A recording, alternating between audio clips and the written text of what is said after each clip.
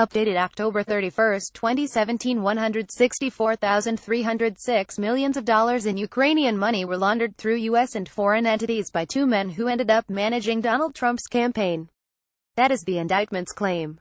It is behavior that allegedly happened a decade ago and was immediately dismissed by the U.S. president as irrelevant to his White House run.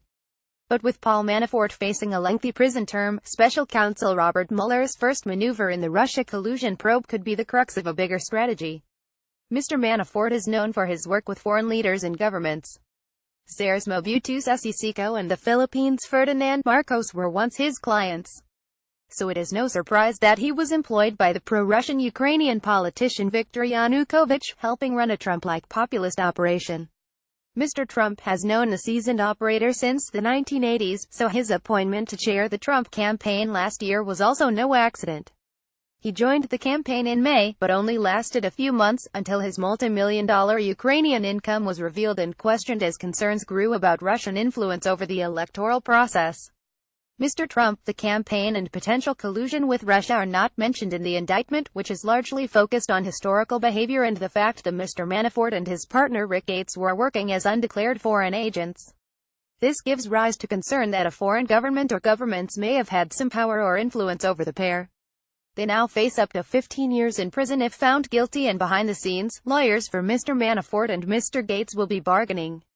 Mueller could offer Manafort a deal. The FBI is no doubt banking on both being prepared to share information about what was going on inside the Trump campaign and whether staff, or the president himself, colluded with Russia to win the election.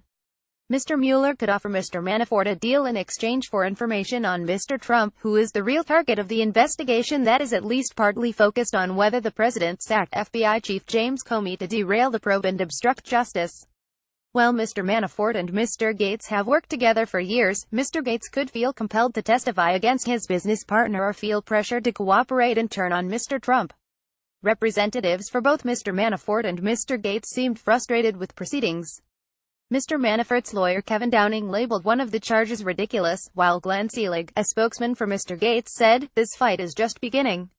The separate matter, a guilty plea from George Papadopoulos, a little-known foreign policy advisor during the election campaign, gives more insight about Mr. Mueller's intentions.